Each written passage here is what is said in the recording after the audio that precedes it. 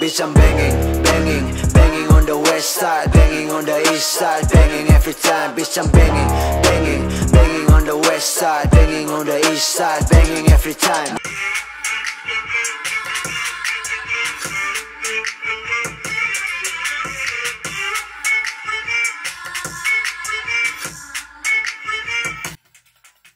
Andrew Retanubun. Hadir. Bro, lo itu siapa sih, Bro? Gue adalah seorang rapper, songwriter. Terus juga selain itu gue juga seorang videographer dan musik video director. Sekaligus juga editor. Banyak lah gue apa aja yang bisa gue lakuin gue lakukan.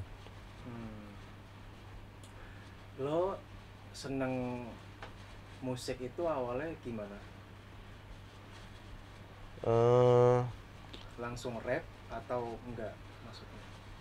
Enggak sih, dari kecil emang gue udah dikenalin musik sama orang tua gue kali ya. Jadi emang dari kecil tuh bokap gue tuh sering banget karaokean di rumah. Emang hobinya karaoke. Terus banyak koleksi CD gitulah. Jadi kayak dari ada Michael Jackson, terus apa sih namanya, banyak musisi-musisi luar yang bokap gue sering karaokean gitulah. Terus akhirnya gue dari situ udah mulai dapat tuh kayak musik di situ. Terus beberapa kali juga ikut karaokean sama bokap. Terus mulai agak besar kayak SMP gitu, itu gue pertama kali dengar rap. Waktu itu gue dengarnya itu Saint Panzer. Itu salah satu rapper dari K juga, dari Maluku. Dan di situ tuh gue kayak, oh ternyata bisa bahasa gue tuh bisa sekeren ini gitu. Si bahasa K dan bahasa Maluku tuh bisa sekeren ini buat berkarya gitu. Karena tadinya kan gue cuma dengar bahasa Indonesia yang baku atau enggak ya bahasa Inggris. Nah kali ini gue dengar musik dalam format bahasa gue sendiri. Jadi kayak, wah seru juga ya bisa pakai bahasa gue sendiri gitu. Terus cuma tadinya gue belum yang kayak into banget sama rap. Sampai gue SMA tuh gue akhirnya dengar, waktu zaman itu tuh gue dengar Kendrick Lamar. Terus Be humble. yes, be humble, sit down. Gue suka banget sama Kendrick saat itu. Dan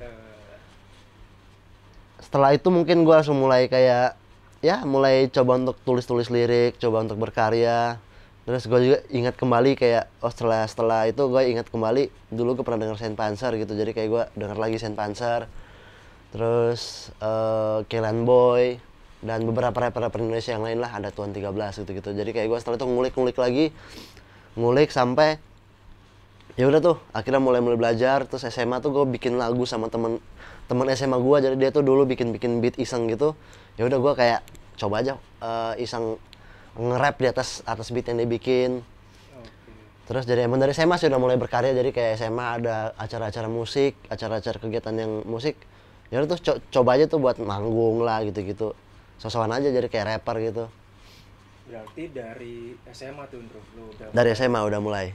pengen kayak gue pengen jadi rapper gitu. Tapi pada zaman itu sih gue masih yang kayak hobi aja sih, yang kayak masih kayak Seneng ngelakuinnya. iya senang dan kayak pengen coba aja sih, coba untuk belajar gitu.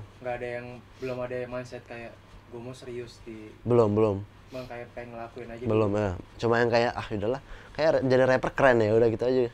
Oke. Terus sampai akhirnya di titik kayak dari keren-keren itu kayaknya gue harus next level nih atau gue pengen serius tuh kapan tuh? Itu pas gue baru nyampe Jakarta. Jadi 2018 itu kalau nggak salah ya 18, gue merantau lagi ke Jakarta. Terus akhirnya disitulah kayak yang tadinya gue cuma keren-kerenan doang di kampung gitu kan. Yang nggak jelas gitu di kampung. Akhirnya gue kayak di Jakarta, gue beraniin diri tuh buat kayak, kan Jakarta kan banyak ya kompetisi, terus acara gitu. Kalau di kampung kan nggak ada gitu. Jadi yang kayak cuma buat sekedar ini doang gitu. Tapi pas di Jakarta ternyata banyak medianya gitu buat salurin gitu, buat salurin si rap ini gitu. Jadi kayak gue pas nyampe Jakarta pada saat itu tuh ada yang namanya Beef Rap Battle. Beef Rap Battle tuh satu salah satu kompetisi rap yang skalanya mungkin bisa dibilang nasional. Nah disitulah gue kayak iseng kali ya ikut gitu, karena pengen coba juga kan, pertama kali di Jakarta gitu kan, nge-rap. Nah akhirnya gue ikut lah, gue daftar. Jadi waktu itu tuh kalau nggak salah cara ikutnya itu dari Instagram. Jadi kita cuma upload video lagi nge-rap 1 menit di Instagram, nanti mereka bakal pilih gitu. Terus pada waktu itu ternyata yang ikut rame banget. Kayak kalau nggak salah tuh ada lebih dari 1.000 yang ikut. Karena skalanya itu nasional, dari Sabang sampai Merauke kan. Dan puji Tuhannya gue waktu itu terpilih 1.000 orang terpilih dari antara 100 orang terpilih dari 1.000 itu yang ikut. Oke. Nah, Buat datang ke acaranya. Jadi setelah itu kita ikut seleksi dari online. 100 orang yang terpilih ini akhirnya disuruh datang ke salah satu gedung lah, markas mereka gitulah, buat ikut lagi seleksi offline.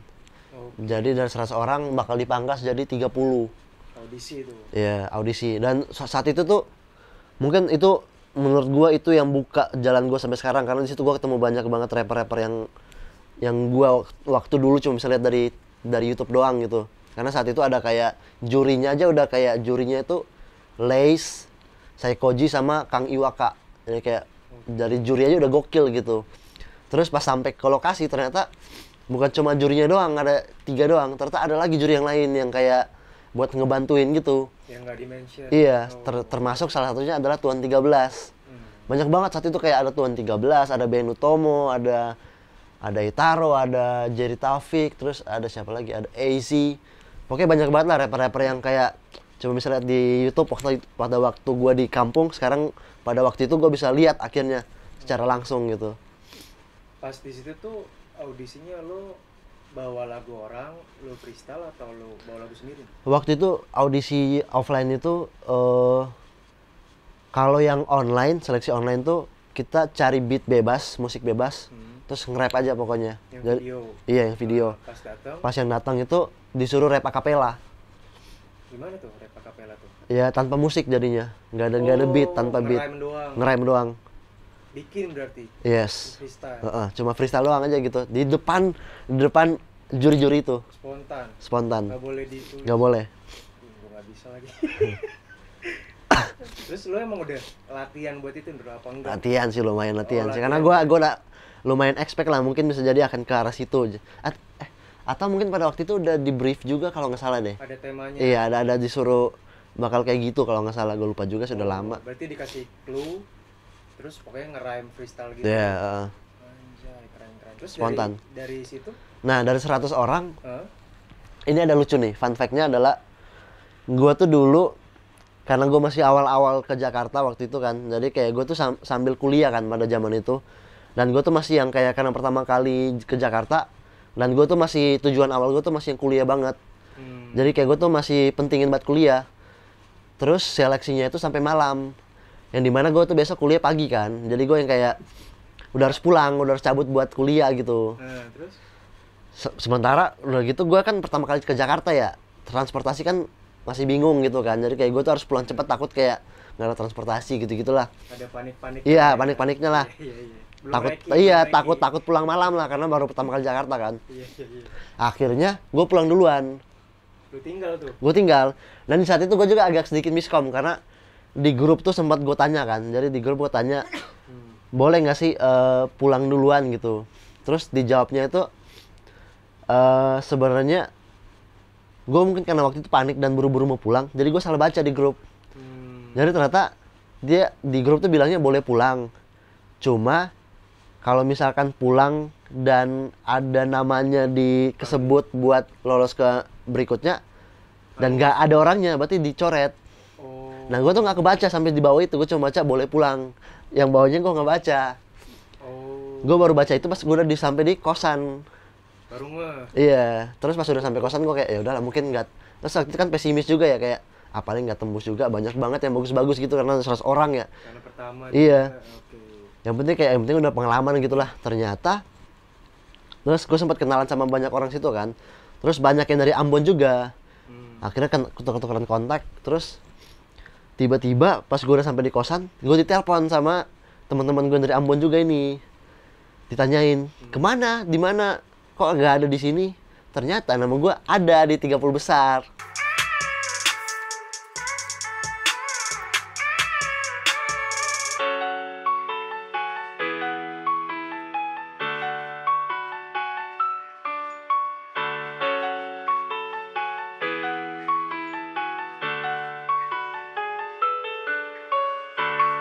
Tapi gue udah nggak ada kan, jadi kayak ya nggak nggak ada lagi orangnya, angus dicoret jadinya. Jadi kayak udah cerita lucu aja kayak anjing, tadinya gue harus masuk tuh tadinya tuh. Cuma kayak udahlah, ternyata emang ya mungkin rencana Tuhan kali yang nggak ke situ ya. Udah jadi emang cuma dari situ tuh akhirnya gue kayak wah seru lagi rap ini kalau jadiin serius gitu, karena jadi kayak banyak ketemu orang-orang kan yang kayak rapper-rapper yang udah di industri gitu, dan akhirnya ngobrol sama mereka kayak diajarin gitu, lo bisa kok di sini gitu caranya gini gitu, banyak sharing lah. Jadi kayak jadinya gue tuh kebuka yang tadi kayak cuma hobi doang, jadi kebuka gitu kalau rap ini bisa jadi sesuatu yang lo bisa lebih gitu awalnya. Mantap. Lo tuh kenapa suka sama rap tuh, bro? Apa yang lo dapet dari situ? Apa ya, mungkin karena menurut gue rap tuh bisa jadi tempat buat kasih apa ya, buat ruang buat ini kali ya, tuangin isi pikiran gua gitu. Karena menurut gua tuh orangnya agak susah buat ngomong sama orang, apalagi tentang masalah gua gitu. Cuma buat gua rap tuh bisa jadi kayak ruang buat gua cerita soal masalah gua tanpa gua harus ngobrol ke orang gitu. Oh, lo lebih nyaman lewat situ? Iya, gua lebih nyaman ketika masalah gua tuh gua tuangin ke karya daripada ke orang gitu, ngobrol gitu. Nah, jadi makanya gue suka sama rap, apalagi kan formatnya tuh bisa banyak gitu kan, bisa banyak apa kata-kata gitu. Jadi kayak gue suka banget bisa yang kayak ruang buat kasih aspirasi gitulah.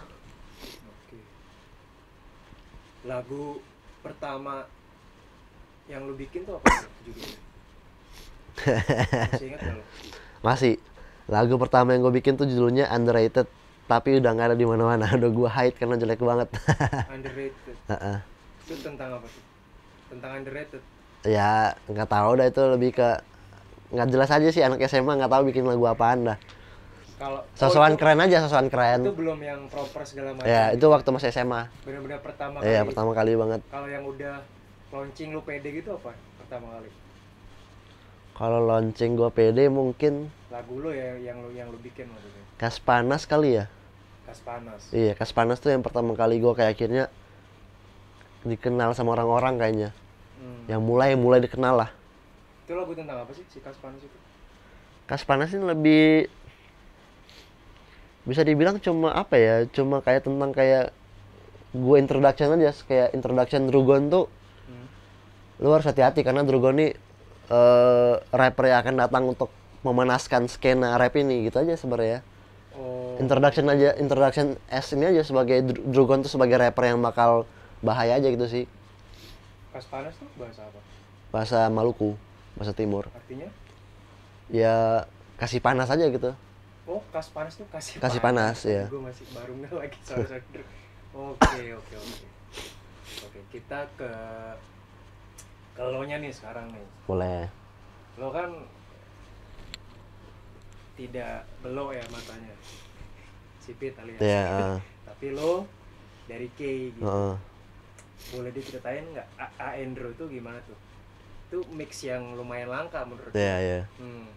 Iya emang orang mungkin nggak akan percaya kali ya kalau misalkan. Iya, gue juga gak percaya. Gue berapa kali juga sih emang ketemu orang ditanya asal mana, asal kan kalau gue ngomong K kan kadang-kadang orang nggak tahu ya, jadi kayak K itu mana ya, Ambon biar nggak ribet gitu ya. Terus kayak lu mana Ambonnya sih, nggak ada Ambonnya, ada perasaan lebih ke Cinanya kali ya gitu. Terus kayak jadi emang gue tuh emang lucu sih karena gue adalah orang percampuran yang agak unik sih. Jadi gue emang percampuran antara Cina dan K. Jadi emang kalau di secara sejarah emang marga gue tuh marganya Retanubun. Gue tuh salah satu marga Cina yang bergabung dengan marga K. Oh, Retanubun itu? Iya, jadi marga gue tuh aslinya Tan. Terus digabungin sama marga Kei jadi Retan Ubun. Oh, Gitu asal usulnya. Jadi emang bisa dibilang emang udah lama banget. Gue bahkan masih sampai sekarang tuh gue masih cari asal usul keluarga gue kali ya, karena ternyata arsip untuk sejarah keluarga gue tuh gue masih belum nemuin sampai sekarang. Cuma terakhir gue cek, keluarga besar gue tuh pertama kali nyampe di Indonesia dan di Kei itu jauh sebelum Indonesia merdeka. Jadi kayak iya gue tracking tuh ya gitu. Ternyata karena gue tuh di pikiran gue keluarga gue tuh baru nyampe di Indonesia setelah merdeka. Ternyata enggak, ternyata udah jauh, udah kayak 20 tahun sebelum Indonesia merdeka. Oke. Jadi kayak ternyata jauh banget gitu sejarahnya. Terus setelah datang ke Kei, akhirnya mungkin karena banyak konflik-konflik gitu ya, terus akhirnya dari orang-orang Kei-nya mengusulkan untuk gimana kalau lebur aja gitu, lebur jadi orang Kei, dianggap sebagai orang Kei. Cuma ya gitu harus diubah marganya. Untuk akhirnya ya udah diresmikan. Jadi emang kalau bisa dibilang emang marga asli Kei, cuma marga asli yang dicampur dengan marga Cina gitu. Akulturasi budaya.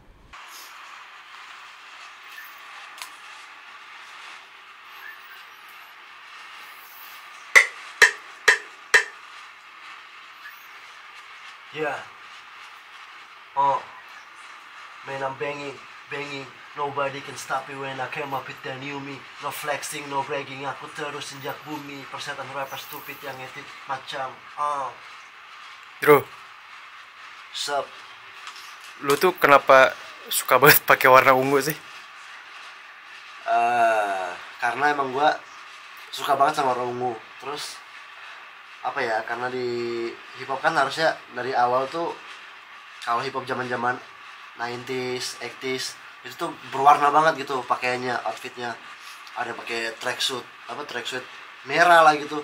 Sementara zaman sekarang tuh hip hop tuh malah pakai yang hitam-hitam. Jadi yang kayak kita nggak bisa bedain anak hip hop sama anak metal gitu, anak punk. Jadi menurut gua pengen beda aja sih biar tampil beda. Makanya gua pakai ungu, warna yang gua suka. Nyentrik ya? Nyentrik banget biar kalau misalkan ada orang yang ngeliat warna ungu langsung wah Rugon. Iya. Yo, cek. Sorry Indro, yang asli K itu ibu apa bapak? Sebenarnya kalau bilang asli K itu sebenarnya bokap. Tapi Apa udah campuran? udah campuran juga. Jadi kayak emang udah akulturasi banget sih. Berarti ibu bapak lu di sana dua-duanya apa gimana? Cuma nyokap gue tuh bukan orang sana, nyokap gue tuh orang Medan, orang Chinese Medan. Oh, ada Sumateranya. Ada Sumateranya. Oke. Terus sementara bokap gue tuh emang udah, tapi ya lucunya keluarga bokap gue tuh emang udah Kei banget. Jadi yang kayak ngomongnya pun udah nggak, bahkan bokap gue tuh udah nggak bisa bahasa Cina. Tapi lo kayak Chinese. Iya, lo kayak Chinese. Terus turun ke gue pun gue udah nggak punya. Jadi orang Cina tuh biasanya kan kalau nama Indonesia pasti punya nama Cina juga kan. Iya. Nah kalau gue tuh udah nggak punya nama Cina. Oh, adanya nama K. Iya. Dan dari kecil gue dibesarinnya pun kayak dengan culture K gitu. Jadi gue nggak terlalu paham gue sama culture Cina. Lo berasanya lo malah K-nya ya? Iya, gue bahkan sampai kayak kan gue tuh SMP umur 13 tahun tuh gue merantau ke Surabaya. Cuma sebelum gue merantau, gue tuh buta banget. Ya kenapa gue bilang gue buta? Karena gue tuh ternyata selama gue 13 tahun hidup itu, gue tuh nggak tahu kalau gue tuh Cina. Oh gitu dulu. Yang kayak maksudnya gue tahu Cina, cuma kayak gue nggak tahu kalau Cina gue tuh ini gitu, sebeda itu. Karena gue digedenya tuh emang orang Maluku aja. Jadi gue tuh sama teman-teman gue tuh ya Maluku gitu. Jadi kayak. Tapi sorry deh, anak-anak yang di sana tuh nggak ada yang Cina-Cina gitu, nggak ada. Ada, cuma kayak gue nya nggak berasa kayak. Karena gue gimana ya, kayak gue selama 13 tahun itu gue menganggap diri gue tuh orang Maluku. Oke. Nggak ada Cina-Cinanya. Pas lo ngerantau baru berasa. Iya, pas merantau ternyata kayak, wah ternyata gue tuh nggak pure Maluku gitu. Karena kan akhirnya ketemu dengan, apalagi Surabaya kan banyak Chinese ya. Mayoritas, iya benar. Cuma lucunya ketika gue tahu kalau gue tuh punya Chinese, pas pas gue ke teman-teman gue yang Cina Surabaya, mereka tuh kayak bingung lagi karena kayak lo emang Cina ya gitu. Jadi kayak gue di orang Ambonnya tuh gak dianggap Ambon, di orang Cinanya gak dianggap Cina gitu, kayak Jadi bingung sendiri. bingung gue kayak gue sebenarnya orang mana sih? Karena gue sama orang-orang kayaknya tuh kayak lu Cina. Pas gue ke orang Cina, lu mah nggak Cina lu. Gitu gue. Jadi kayak emang bingung banget. Jadi emang cukup lama lah gue untuk cari jati diri itu emang. Oke. Lu ke Surabaya ngerantau tuh ngapain tuh SMP? Pindahan keluarga apa gimana? Gue sendiri yang merantau. Jadi emang apa ya? Karena kan di Maluku kan terutama bukan Maluku doang sih. Daerah Indonesia Timur kan secara pendidikan masih tertinggal banget ya. Buat sekolah. Sekolah. Oh. Jadi ya emang dari orang tua gue suruh merantau buat pendidikan sih sebenarnya. Oke. Nah di sana gimana? Ada saudara apa? Kebetulan ada saudara dari bokap sih, jadi emang tinggal di situ dulu. Oke. Oh lu ke Surabaya dulu baru Jakarta. Iya. Oke. Sip. Terus gua kan nggak tahu kehidupan anak kecil di K itu gimana dulu ya. Ya, gue pernah sekali doang syuting kesana dan itu bagus banget gitu. Gue nggak pernah ngeliat alam yang anjir, ini Indonesia bagus banget gue bilang. Terus kayak orang-orangnya juga lucu-lucu sih gue lihatnya, karena pertama mungkin logatnya, terus kedua cara bercandanya tuh beda gitu. Itu kocak banget. Nah lu inget gak sih waktu lu kecil tuh di sana tuh ngapain sih? Game-game permainan tradisional masih ingat nggak? Masih sih, banyak banget sih. Ya kayak gasing, terus mutel kalau bahasa di sini tuh kelereng. Kalau bahasa sana tuh mutel namanya. Terus ya apalagi ya permainan kayak kalau di sana tuh ada namanya, ntar gue lupa namanya, pom pom ya.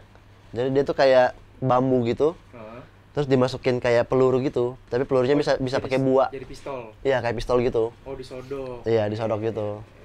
Banyak sih, banyak banget permainan yang seru-seru banget zaman itu sih, daripada zaman sekarang kali ya yang udah gadget banget gitu ya. Gue kadang kayak gue bersyukur gue lahir di era itu masih berasa kayak gitu-gitunya. Berarti lo merasakan keseruan permainan itu juga ya? Iya, banget. Udah gitu kan kayak gue tinggal di kampung yang dekat banget sama pantai ya, jadi kayak tiap sore ke pantai berenang, tuh seru banget sih buat gue. Berarti lu bisa berenang dong ya? Bisa masa orang kampung nggak bisa berenang? Tapi yang lo rasain tuh apa sih dulu pas yang awal-awal ya, mas gue lu SMP nyet lo ngerantau gitu, lo ada rasa-rasa kangen takut-takutnya gitu nggak sih? Pastilah, namanya juga bocah pak. Iya, meskipun di situ sama saudara ya. Iya. Nah itu tuh apa tuh? Culture shock banget gue, culture shock. Yang lo lakuin tuh gimana? Ini lucunya, gue tuh waktu merantau ke Surabaya, kan anak SMP kan pasti ada bimbel gitu ya, ada kursus-kursus ya, kursus-kursus buat mata pelajaran. Normalnya kan kayak kursusnya matematika, bahasa Inggris ya. Gue enggak, gue kursusnya bahasa Jawa. Karena gue remedial itu doang. Gue selalu gagal gue. Oh ada ya? Gue selalu, iya kan kalau di Surabaya ada ini kan. Jadi mata pelajaran bahasa Jawa. Wah gue selalu gagal di mata pelajaran bahasa Jawa. Sampai les tuh? Sampai les gue. Orang lain bahasa Inggris gitu ya, matematika. Gue enggak, gue bahasa Jawa gue. Sampai gue dulu bisa nulis aksara Jawa gue dulu. Ah serius lu? Sekarang sih udah nggak bisa gue. Gokil juga. Berarti lu Jawa Timur ngerti ya, cok gitu ya? Ngerti. Cuma gue medoknya udah hilang sih. Cuma kalau orang ngomong Jawa gue paham. Ngerti gue, cuma balasnya aja gue agak kagok aja paling. Seru. Tuh udah itu ada. Terus awalnya lu bisa interest ke dunia video-video ini gimana? Nah jadi ternyata gue tuh waktu kecil emang udah suka sama ini juga. Jadi selain gue suka sama musik, gue tuh ternyata suka juga sama film, audiovisual. Karena waktu kecil tuh, waktu SD kali ya. Jadi zaman SD kan masih kamera Nokia yang kameranya masih 1,3 ya kalau nggak salah ya. Gue tuh dulu sempat bikin film pakai itu. PGA. Terus jadi zaman itu tuh ada kayak film-film superhero ya zaman itu ya. Terus gue tuh sering kayak nge-script gue. Terus kayak wah ini tapi pakai kamera HP. Wah gue udah nggak ada sih videonya. Kalau ada tuh seru banget. Jadi kayak gue bikin terus kayak gue taruh aja si HP-nya, nanti gue pakai pakai kostum gitu. Oh, lo yang tampil juga? Iya, gue tampil sama adik gue bisa gitu-gitu. Jadi gue dari kecil emang udah punya hobi di situ. Bahkan gue dulu, bokap gue tuh dulu sempat ngulik-ngulik juga soal kayak Photoshop gitu-gitu kan.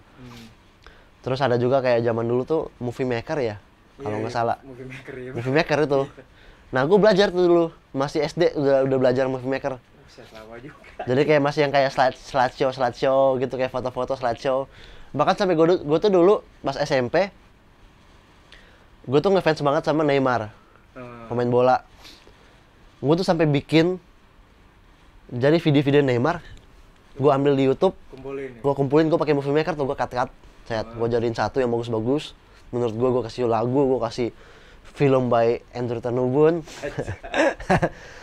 Terus gue bakar ke CD, burn ke CD. Jadi kayak kaset gitu. Terus si kasetnya gue hias lagi, jadi kayak bener-bener film. Jadi kayak, kan gue masih ngerasa kaset banget ya, zaman gue tuh dulu ya. Jadi kayak film tuh kayak di kaset tuh seru banget gitu. Ada sampulnya gitu-gitu. Nah, gue tuh dulu bikin kayak gitu. Jadi kayak film gitu, ada sampulnya, gue desain juga. Terus di print, tempel. Itu lo jual apa lo bagi-bagi? Enggak, emang udah gue suka aja gitu. Buat lo sendiri? Iya, buat gue sendiri, gak tau kenapa gue kayak suka gitu. Wih, keren karya gue nih. Oh, berarti emang udah ada bibit-bibitnya gitu? Iya, emang dari kecil emang gue suka berkarya sih, emang.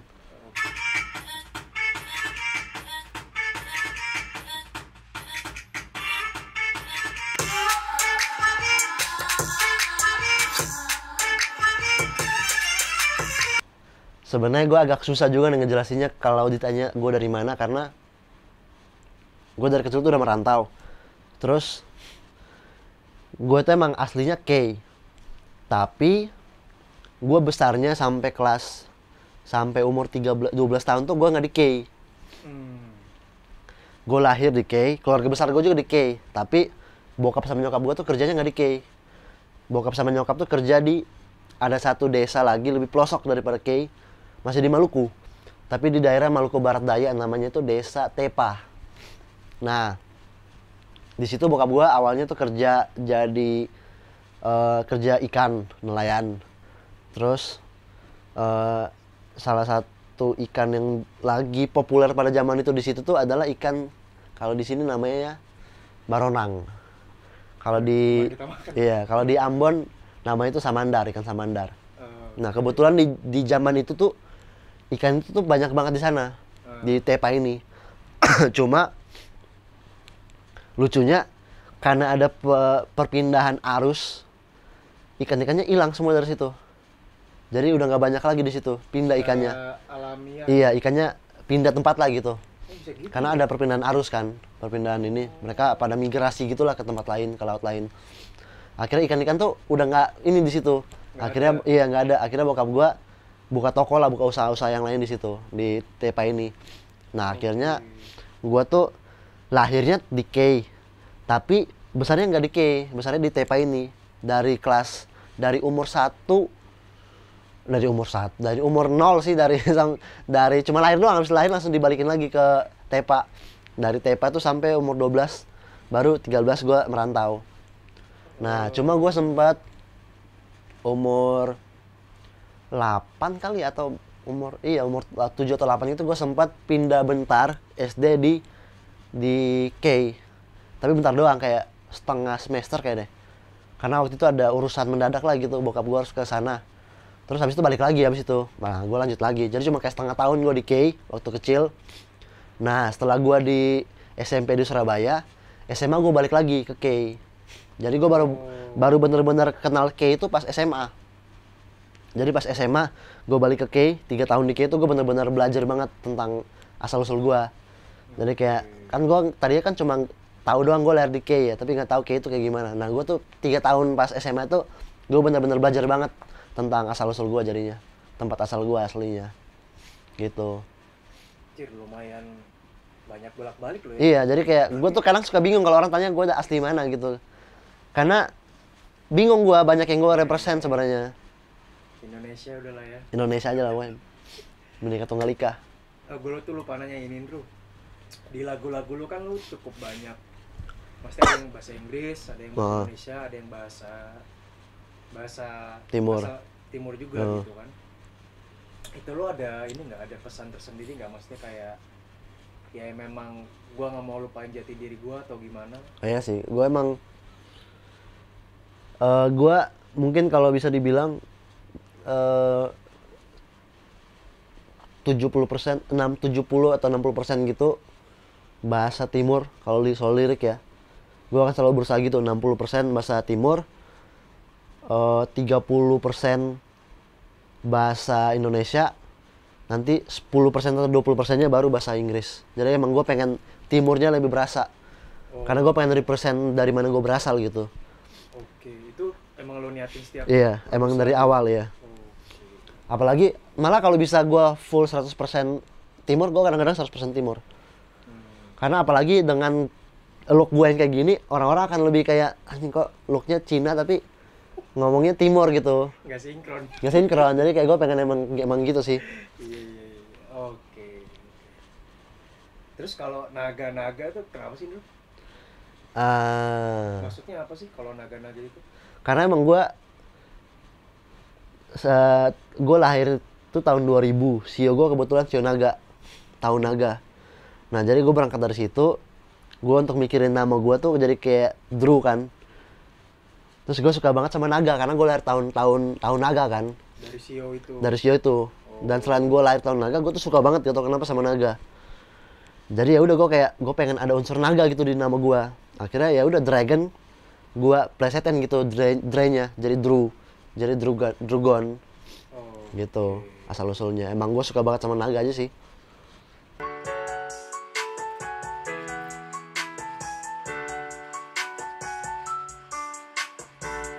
Kokoefaf tuh apa sih? Kokoefaf. Jadi Kokoefaf tuh bahasa K. Kalau dalam bahasa K itu koko itu artinya laki-laki atau anak gitulah, putra gitulah. Sementara kalau Evaf itu masyarakat asli K. Jadi kalau digabungin Koko Evaf itu sebenarnya kayak anak laki-laki K atau putra K gitulah. Tapi gua ambil makna lain lagi, yaitu Koko itu kan kalau dalam bahasa Cina kayak panggilan untuk kakak laki-laki ya. Iya. Dan gue dari kecil tuh emang dari kecil sama nyokap sama bokap tuh dipanggilnya Koko. Bahkan di kampung pun gue dipanggilnya kebanyakan sama orang-orang kampung Koko. Jadi kayaknya lucu kalau gue gabungin. Jadi kayak Koko Evaf tuh punya makna lain, yaitu Cina K. Koko itu Cina, Evaf tuh K. Nyambung tuh. Nyambung jadinya. Jadi emang ya represent siapa gue sih jadinya. Jati diri gue. Koko Evaf nih album keberapa lu? Debut album pertama. Album pertama ya? Iya. PO ya? Apa belum ya? Bentar, harusnya sih kalau videonya rilis sih udah rilis ya. Sama paling pesan-pesannya buat dragon-dragon lain gitu. Dan maksud gue bicara dari kampung manapun gitu, yang punya spirit buat berkarya, nggak harus rap gitu. Iya. Boleh kali ya sepatah dua kata. Terutama buat ini ya, pesan gue terutama buat orang-orang yang berasal dari kampung yang kecil, sama kayak gue. Kampung boleh kecil tapi nama harus besar. Ingat itu. Jangan sampai karena kita kampungnya kecil kita takut gitu. Pas lagi ke kota besar tuh kayak kita mah bukan apa-apa gitu. Enggak ada. Kampung boleh kecil tapi kitanya harus besar. Jadi jangan takut sama orang lain, jangan takut sama yang lain-lain. Pokoknya fokus sama diri sendiri. Terus yang paling penting, jangan takut untuk bermimpi. Itu yang pertama. Yang kedua, jangan takut untuk kejar mimpi kalian. Jadi jangan pernah berhenti untuk kejar mimpi, karena kalau buat gua mimpi tuh nggak akan pernah mati. Kalaupun kalian nanti gagal pas masih muda, gagal kejar mimpi kalian, nanti pas tua mimpi itu akan balik lagi tapi dalam bentuk penyesalan. Itu sih kalau kata gua. Jadi mumpung masih muda, mumpung masih punya energi, kejar terus, bahkan sampai tua nggak ada alasan sih untuk terus bermimpi. I go by the name Drugon, nggak pakai backsound nggak masalah. Peace. Misalnya nih, ada yang nawarin lu, Drew, gue tawarin lu kerjaan, income-nya 100 juta tapi lu tinggalin musik full, mau nggak? Nggak mau. Serius lu? Serius, nggak mau gue. 100 juta, Drew? Tapi kalau ada syarat itu kan? Iya. Kecuali dia bilang 100 juta dengan ada konsekuensi waktu yang sangat ini, yang dimana kemungkinan gue nggak bisa bermusik. Kalau dia udah bilang dari awal gue nggak boleh bermusik, itu kan beda kan, kayak lu nggak bisa dan nggak boleh. Itu kan dua hal yang berbeda kan. Kalau nggak bisa, gue pasti bisa-bisain. Kalau nggak boleh, gue nggak mau. 100 juta loh? Nggak mau. Setiap bulan? Enggak? Karena gue akan kehilangan sesuatu yang lebih penting dari uang. Oke, tapi kan kalau lu udah punya anak dan istri ntar gimana? Misalnya contoh nih, yuk, kata istri lu atau anak lu misalnya, kita berandai-andai sesuatu yang belum ada ya. Iya apa, lumayan itu buat kebutuhan hidup, gimana? Gue akan berusaha menjelaskan ke mereka. Jadi lu akan bertahan untuk tidak ambil demi musik? Karena gue akan jelasin ke mereka kayak alasan kenapa gue ngambil gitu. Bitch, I'm banging, banging, banging on the west side, banging on the east side, banging every time. Bitch, I'm banging, banging, banging on the west side, banging on the east side, banging every